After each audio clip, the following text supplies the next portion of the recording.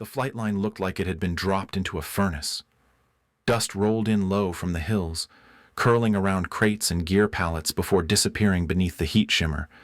Somewhere beyond the haze, Marines shouted over idle engines, their silhouettes moving like shadows against the sun-bleached tents. The air was thick with static and fumes, and the concrete radiated so much heat it felt like it might buckle. Jessie moved through it with quiet precision. Her flight gloves were looped through her belt, her sleeves rolled tight, and a worn manual rested in the crook of her arm. The book was soft at the corners, the cover a faded matte gray that had once been blue, and the pages inside bore ink notes in her own hand markings, altitude brackets, fuel curves. She kept her head level and her pace steady, boots silent against the scorched tarmac. She passed 2 Marines hosing grit off a landing dolly. One of them glanced over and raised his eyebrows. "Is that the backup Viper crew?" he asked without lowering his voice. His partner smirked. "No call sign on the board. She's probably just logging hours." A few paces ahead, an Air Force weapons tech leaned against the tail of a newer Raptor, arms crossed over his vest. He followed Jessie's path with casual interest. She, the one flying 203, he asked someone across the taxi lane. "That rust bucket's got tail numbers from the first Gulf. She gonna fight or tow banners?" The comment faded into the rest of the flight line noise. Jessie made no sign she'd heard it. She adjusted the strap on her manual and kept walking, her eyes scanning the aircraft up ahead. 203 sat in the far corner of the ready area, half in shadow beneath a slanted metal overhang. The other jets gleamed under open sky, canopies up, crews swarming around them like show horses before a parade. Her jet was alone. Up close, the Viper looked its age. The intake shroud was blistered from years of thermal wear, and the tail numbers were sun-faded to the point of ghosting. Paint had peeled in long arcs near the fuselage panel lines, exposing metal gone dull from exposure. But Jessie didn't hesitate. She set the manual on the forward stabilizer, ran a finger across the leading edge, and began her walk-around. The sky above was flat and featureless. Light shimmered off distant ridgelines. A truck backed toward a fuel station with one tire wobbling slightly, its driver whistling out of tune. 2 birds circled above the perimeter fencing, just specks in the glare. At the far end of the line, a group of pilots in matching vests and mirrored sunglasses laughed over something on a shared tablet. One of them looked her way. "Helmet's got more hours than the jet," he said, tipping his chin toward her. "Bet the avionics still use dials." "She's flying that thing," another asked. "Call sign must be Patch Kit." They laughed, but only briefly. They had missions to prep, briefings to attend, cameras to impress. Jessie finished the engine intake check, clicked her gloves onto her belt again, and stepped back to open the avionics panel. No part of her moved faster than necessary. Inside the small field tent behind the refueling post, a laminated tasking board showed the day's flight list. Most of the squares were filled with names and call signs: Vulture 2, Hammer 5, Echo Flight. There was no line for Jessie. Near the bottom, in blue marker, someone had written Viper 1 with a question mark. No flight lead, no tactical assignment, just one word in parentheses available. She had seen it. She hadn't erased it. She hadn't asked. From the corner of the tent, a logistics officer stepped outside with a clipboard, muttering to himself about lift windows. Another checked his watch and sighed. The tempo was rising. The Marines were moving in within the hour, and air assets were spinning up in waves. Everything was polished and planned except her. At the maintenance bench near her aircraft, a young tech tossed a rag into a bucket and glanced at her panel. "You sure that one still runs hot?" he asked. More to the air than to her. Another shrugged. "She's probably just shaking it down for training cycles. No way they put that crate in the real stack." Jessie finished the pre-flight, closed the side panel, and wiped her fingers clean on a folded cloth tucked into her vest. The wind picked up briefly, pushing a sheet of paper across the tarmac. She watched it slide under a wheel chock and disappear. In the shade of the wing, she opened the manual again. Her notes stopped 3 pages in. The rest was memorized. She didn't need reminders for the climb sequence. throttle curve, or emergency override pattern. But she still checked the margins out of habit. One page bore a smear of graphite where she had once diagrammed a terrain inversion tactic by hand, years ago, in a tent like this one, under pressure no one had seen. She tucked the manual under her arm again and circled the aircraft one last time. A refueler passed by on the taxi lane and gave her a short nod. She returned it without speaking. Somewhere across the ramp, a klaxon blared once and stopped. More birds were spinning up. Her turn hadn't come. That was fine. The Viper still flew. She stepped up onto the ladder and entered the cockpit. The seat straps were faded but clean. The throttle grip bore the soft polish of long use. A faded sticker on the dash read, "Throttle idle, heart full." Someone had scrawled it in pen. She didn't remove it. Outside, the dust kept rising. Inside the canopy, it was quiet. She clipped her gloves to the side rail. They hung there like they always had ready, silent, and seen only by her. The air above the valley rippled with heat distortion. Jessie held her altitude at 23,000 feet, steady on the stick, eyes tracking her instruments as the light shifted across the canopy glass. The ridgeline below was sharp and uneven, with sloped shadows, where the Marines had begun their movement. Her radar scan swept slow, clean arcs across the horizon, each pass confirming nothing unusual. She adjusted the trim slightly, double-checked her fuel, and rechecked the grid coordinates handwritten on the pad beneath her console. Below and east, a Marine JTAC had just cleared the first fire team to breach the perimeter of the target airfield. Dust signatures along the valley confirmed vehicle movement, armored elements taking position at the tree line. Jessie monitored all of it from distance. Engines throttled to maintain station, sensors hot but quiet. Her orders had been clear. Passive overwatch. Do not descend unless tasked. The real air support had been rerouted north the night prior. 2 Raptors gone to reinforce a different front. She had been the only remaining asset within reach, so they gave her a square on the board with no call sign beside it. Viper 1, contingency only. Her fingers hovered near the radar selector when the first tone chirped. It wasn't loud, but it cut through everything. The radar warning receiver lit red for less than half a second, then cleared. Jessie narrowed her eyes and shifted focus, turning the nose 10 degrees west and scanning the upper band. Her radar swept again. Clean. Then the second ping arrived. This time it held tracking sweep, range unknown, high speed. Inside the command tent 20 miles away, overlapping voices began to crackle through the channel. A Marine operations officer called out coordinates. Another voice, clipped and tense, requested visual reconfirmation of an airborne pair approaching the combat zone from high northwest. The words weren't organized. No one gave a decision. Jessie switched over to her secondary channel and keyed in. Her voice came calm, steady. Command, Viper 1. Radar sweep indicating 2 fast movers inbound northwest sector. Low angle. Do I have intercept clearance? No reply. Only noise. Someone shouted something unintelligible over a distorted mic. Another controller repeated target coordinates for a mortar team. The channel jumped again. Viper 1. Request clarification. Confirm clearance to engage. Still nothing. She flipped the secondary switch, eyes still on her scope. The tone intensified, constant now. Sweep locked. Then a controller's voice finally broke through, strained. Negative. Viper. Maintain altitude. Do not descend. Ground assault is still clearing forward lines. Confirm hold pattern. Jessie stared through the HUD, then toward the valley edge. Her radar showed the targets accelerating. 2 jets, high subsonic, possibly Gen 4. Not stealth, not slow. They were going to reach the airfield in less than 90 seconds. Marines were still moving between structures.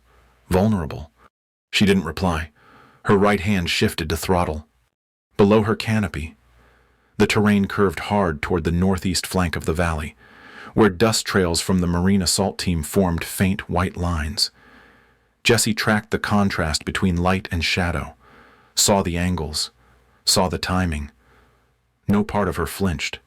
She pulled the Viper into a turn, nose down, bank steep, altitude bled in controlled drops. The wind pressure kicked at the fuselage, but she held the arc. Contrail peeled behind her like a signal flare. Inside the command tent, a major barked across the channel. Who just broke stack? Who authorized descent from overwatch position? Call sign. Say again. No response came. Jesse didn't speak. From the valley floor, one Marine squad looked up as the silhouette of a single F-16 swept across the light above the canyon. Dust caught in the turbulence.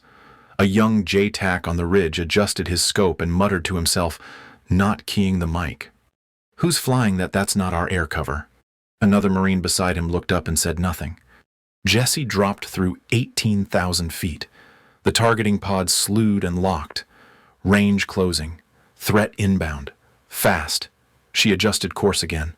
Her console map still had the hand-marked grid she'd drawn 2 nights ago, long after the others had gone silent in their tents. She had studied this approach line in her head until it lived in her muscle memory. It had looked like a dead channel on paper. But she had seen something else. A corridor. A line no one expected. The radar tone changed again. Hard lock. Jesse flipped the master arm to hot and let the canopy glare sharpen into contrast. The enemy jets weren't flying high cover. They were skimming in to cut the forward line. There was no time for discussion.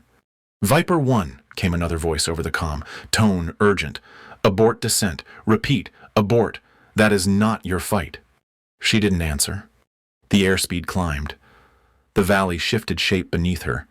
She ran a control check, adjusted pitch, and slid one gloved hand across the stabilizer switch. The sky ahead was clearer now, light shifting toward the lower angle of afternoon. The targets were within visual range. 2 shapes. Tight formation. Banking low. Her heart rate remained steady. Her jaw set without tension. The jet vibrated slightly under stress as she locked her lead sight and took the final altitude drop. Her HUD flashed a final engagement cue. She pulled. The contrail behind her snapped into a knife line. Below, the Marines watched in silence as her F-16 disappeared toward the far ridge. In the command tent, no one spoke. They had given her orders. But Jessie had already seen this in her mind, days before. And now, the moment had arrived for someone to act. The merge came faster than command could process. 2 hostile fighters split left and right, forming a pincer through the upper quadrant of Jessie's airspace. From the ground, their contrails arced wide across the sky, intersecting briefly above the valley in a sharp white X. The JTAC on the forward ridge stared upward, radio still open. One of the Marines beside him muttered, "She's outnumbered. No way she survives that merge." Inside the cockpit, Jessie said nothing. The Viper groaned as she adjusted her vector, high G's pushing her deep into the seat. Her gloved left hand tightened on the stick, right hand floating near the throttle. Fingers curled but never locked. The heads-up display flashed a low-altitude warning, then cleared. She didn't acknowledge it. She had already recalculated her escape band. One of the enemy pilots opened comms. The signal wasn't encrypted. His voice came in rough English, distorted by wind and carrier delay. "You alone. Viper should have stayed high. This isn't your fight." Jessie didn't respond. The lead bandit broke altitude, dove fast, and rolled underneath her. The second pulled up hard to drag her attention. It was classic bait. She didn't follow either. Instead, she cut throttle 2 notches, turned flat, and slipped sideways through the merge window. Her radar screen flared. Tracking burst scatter, and then cleared. G-forces hit again. She barely grunted. Below, the Marines watched as all 3 contrails twisted into spirals. The white lines thinned out as altitude dropped. Dust kicked up where the Viper re-entered low airspace. One of the squad leaders blinked into the light and whispered to no one in particular, "She's still in it." Jessie pulled vertical for just under 2 seconds, then corkscrewed left into a dive. One of the enemy fighters overshot, pushing too fast through the lower channel. He tried to correct, But Jesse had already reversed her axis. The Viper dropped behind him, engines full throttle, shaking the frame as she closed distance. The second pilot came back on the channel. "You're flying blind, girl. Old bird, old tricks." Still nothing from her. The lead sight locked. Jesse's hand moved once, smooth and absolute. Her thumb didn't hesitate. She fired. No missile, no flash, just cannon. 20 millimeters of tungsten tore through the trailing fighter's fuselage at close range. The impact severed lift control. The aircraft twisted mid-bank and dropped. A split second later, the sound reached the ground. JTAC stared skyward as the smoke column spiraled from the ridgeline's edge. One muttered, "Was that a guns kill?" Another whispered, "Nobody does guns anymore." The comms net went silent. In the command tent, someone leaned forward toward the radar feed, confused. She got one. There was no confirmation from Jessie. She was already in the turn, climbing shallow and angling for separation. Her right shoulder pressed against the harness as the G's mounted again. Her body moved with the jet, no delay, no waste. The second fighter reappeared above her at a high offset, attempting to reacquire lock. Jessie's HUD blinked as her chaff release cycled, but she didn't break into a climb. Instead, she dragged the Viper low again, hugging the canyon wall. The sun cut hard across the cockpit. Sweat gathered along her jawline beneath the mask. She shifted her grip, palms sliding slightly, and rebalanced the trim. Her breaths were even, controlled. The fighter behind her swung wide to cut an angle, but Jessie didn't run. She let the gap hold just long enough to reset her radar sweep. The warning tones stayed quiet for 3 seconds. Then the lock returned. A different pilot might have pulled up and flared. Jessie stayed flat. She used terrain instead. The ridge to her left formed a natural blind curve, a sharp crescent that funneled toward the valley basin. Jessie banked into it at 100.0% throttle, letting the aircraft compress against the inner edge of the air wall. The Viper's frame vibrated under load. She didn't fight it. She held the pressure.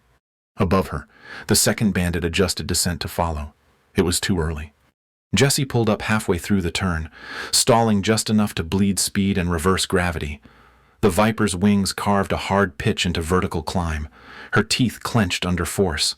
The second fighter passed beneath her by less than 50 meters. The advantage flipped in an instant. She dropped the nose and rolled inverted. For a second, everything inside the cockpit went still. The only sound was the deep whine of the engine correcting for the shift. Her targeting pod aligned just as the bandit completed his corrective turn. He had no tone, no lock, no time. Jessie's eyes narrowed. Her hand moved again. But she didn't fire yet. This wasn't the moment. The Viper held position above the target, knife edge to the horizon, tracking every motion below. From the ground, the Marines saw it differently. All they knew was that the old fighter, the one with the peeling paint and the tail numbers they didn't recognize, was still in the fight. And she was winning. The radio stayed silent. No one cheered. No one gave orders. Up there, it was just her. The woman they hadn't even listed as lead. Still flying. Still answering. The lock hit hard. Her radar warning receiver screamed once, then stayed lit. Jessie's canopy filled with static lines from the heat shimmer. Below her, the canyon warped with light and shadow.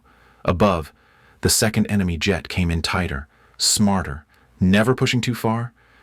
He knew what he was doing. He held lock without overcommitting. Her system flickered. Then her radar display cracked to black on the right side. Partial failure. One quadrant dead. Jessie leaned into the stick. Throttle rolled smooth, not fast. The Viper responded with a shudder, dropping lower into the terrain pocket. Dust skated across the fuselage. A single warning light blinked amber near her right thigh damage alert. Comms snapped twice in her ear, then degraded into white noise. She was blind. No radar, no full spectrum, only eyes, instinct, and muscle memory. Her hand shifted over the altimeter.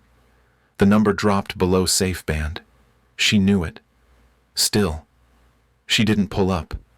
The terrain here formed a jagged V through the lower gorge. That shape had been drawn once, years ago, on a terrain map, Her father folded into quarters and slid into the back of her jacket. Lines lie, he'd told her. The sky's the shape you make it. Her eyes narrowed. She banked right, almost flat, scraping the air with the wingtip as she threaded the bottom ridge. The Viper bucked, turbulence from canyon crosswind rolling the jet half a degree off heading. She adjusted by feel. No HUD cue, just the pressure through the throttle grip. The enemy jet stayed above her. She felt the lock shift angle. He hadn't lost her, but he hadn't fired either. He was waiting for the right pitch, letting her exhaust the options, letting her bleed room. She didn't climb. She let the gap compress. The next burst came fast, a high pass from the rear quarter. A missile ripped past her wing and detonated just beyond range. The force hit the tail boom. The aircraft jolted left. Warning tones flooded the cockpit. Stabilizer damage. Her glove pressed against the trim switch. She clicked twice to correct. The Viper groaned under the strain but responded. Glass shook in the front panel. Her own breath echoed once inside her helmet. The pace still steady. Her handprint smeared faintly across the HUD. She didn't look at it. Instead, she pulled tighter into the canyon and deployed flare. The heat trails blazed behind her like fireflies at dusk. The jet behind her shifted path to compensate. He dropped altitude, thinking he had control. But Jessie wasn't retreating. She checked the canyon lip ahead. Wind shear rolled off the top in curling updrafts. She banked left just before the cliff face and rode the thermal upward. The jet climbed as if caught on invisible thread. It wasn't stable. It was barely aerodynamic, but it gave her angle. As the nose cleared the ridgeline, she rolled inverted and cut throttle for less than 1 second. Her trajectory inverted. Her lift vanished. The aircraft dropped like a knife. She twisted back into position as the second fighter screamed below her path, looking for her on radar that could no longer see low enough. He missed her shadow by a second. Jessie corrected pitch. The altimeter climbed again. The Viper adjusted with her, not against. The engine responded clean. She had just enough space. The radio hissed, dead carrier tone. She ignored it. Somewhere deep in her memory, a younger version of herself sat in an old jump seat, her father's voice clear even through broken headset buzz. His hand tapped the yoke. If it bucks, it's real. If it's smooth, you're chasing a ghost. Back then, she'd wanted to ask what he meant, but she'd waited too long. He never got to explain. Now, she understood. You fly when the machine stops talking, when no one can see you, when there's no lock left but what lives in your own hand. The Viper pressed toward the west ridge. Ahead, the second fighter reappeared, still hunting. He had lost sight. He banked left, then climbed for a better sensor angle. Jessie trailed him from below, nose tucked, altitude disciplined. Her throttle was no longer on instinct. It was prediction. She reversed course using the thermal curl again just enough. The enemy jet pulled into vertical to reacquire, thinking she had dropped behind cover. But Jessie was already inside his spiral. The Viper tipped nose high, then flat, 100.0% throttle, full stick left. The aircraft rotated into the upper deck of the spiral before the Bandit cleared his own roll. The canopy caught the last streak of sunlight over the ridge.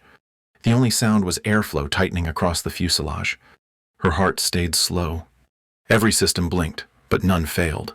She was behind him now. And he didn't know. Not yet. The spiral was clean. Jessie closed the final angle with no excess throttle, no extra pull. The targeting solution snapped into place for just under 1 second. Her cannon fired 3 bursts. The rounds found the engine housing and control surface in one cut. There was no explosion at first, just the sudden spin of a jet no longer flying. The enemy fighter dipped once, tried to recover, then folded into a downward corkscrew and vanished behind the ridge. Smoke followed late, delayed by wind. The column rose in a staggered spiral and turned charcoal gray before breaking apart over the valley. Jessie said nothing. Her hands stayed on the controls. The warning lights were still blinking. Her right fuel band dropped below threshold. The radar screen was blank except for the ghost of her own position. Her breathing didn't change, but her left hand trembled faintly when she eased off the stick. Across the comms net, no one spoke. Not in the air, not on the ground. For a moment, the sky was a vacuum. In the command tent, someone stood halfway from their chair and stopped. One of the operators stared at the radar feed, blinking as Jesse's call sign stabilized in the center of the screen. No other aircraft showed inbound. No more threat signatures. Just one Viper. The JTAC up on the ridge finally exhaled. His scope stayed locked on the drifting smoke. He tapped the side of his mic, as if unsure it was still live. Was that her? No reply came. Above the battlefield, Jesse brought the Viper out of her climb and leveled out. The jet drifted in low arc, just beneath the ridgeline, nose angled toward the open plain. The wind caught the smoke trail from her tail section. It peeled back in staggered ribbons. Her damage alarms chirped twice, then silenced themselves. Systems adjusted. Nothing catastrophic. Nothing final. Her airspeed held steady. The last 20 seconds had been high risk. Not for glory. Not even for the kill. It was the only solution she had left. She had chosen it. Executed it. And now, the sky was hers again. She adjusted, heading toward the fallback point, and keyed her mic. Viper 1, airspace clear. That was all she said. The message didn't need to be repeated. Marines across the valley began to move again, their formation uncoiled from behind the broken terrain. Vehicles advanced from the southern flank, slow but steady. No one watched the ground anymore. All eyes were lifted toward the sky, where one old jet banked east, with smoke trailing behind it. The forward observers stood without speaking. One of them removed his helmet and lowered his headset, lips parted slightly. Another glanced at the JTAC's tablet, where Jesse's call sign pulsed on the interface. For the first time since the engagement began, it was the only active mark in the airspace. No friendlies incoming, no red contacts, just her. Down near the logistics line, a transport team on standby watched the Viper sweep low along the ridge. The aircraft's underbelly was streaked with heat discoloration, flares spent, paint scorched, but it flew. In the cockpit, Jessie reached for the checklist without looking down. Her hand paused near the fuel selector, then shifted back to the stick. One small tremor passed through her shoulder, then faded. Her gloves still hung from the belt loop near her waist. Undisturbed. The reflection flashed once in the corner of the cockpit glass before she turned again. She didn't check the rearview mirror. She didn't need to. Behind her, the wreckage of the second jet burned slow and silent in the valley brush. The only witnesses were dirt, wind, and the Marine units resuming their climb. Inside the command center, a controller leaned toward the comm panel as if to say something, then stopped. There was no guidance left to give. The silence was not awkward. It was recognition. Her display continued to blink. Viper 1. Jessie leaned back into the harness and shifted weight from one side to the other. The strain in her ribs eased slightly. Her neck turned once, checking horizon position. The haze had cleared near the ridgeline. The light had shifted. The wind was calmer now. She rechecked her heading. Fuel was critical but manageable. No threats remained. She pulled slightly left, giving one last visual scan to the field below. There was nothing left to fight. In that moment, the weight of everything hit. Not in words, not in adrenaline, but in space. The kind of silence that only arrives when there is nothing left trying to take your place in the sky. One old Viper, peeling paint and all, stayed in formation with the earth below it, a shape cut against glare. No chase, no call sign echoed, just a presence that could no longer be unseen. Her voice had come once. It didn't need to come again.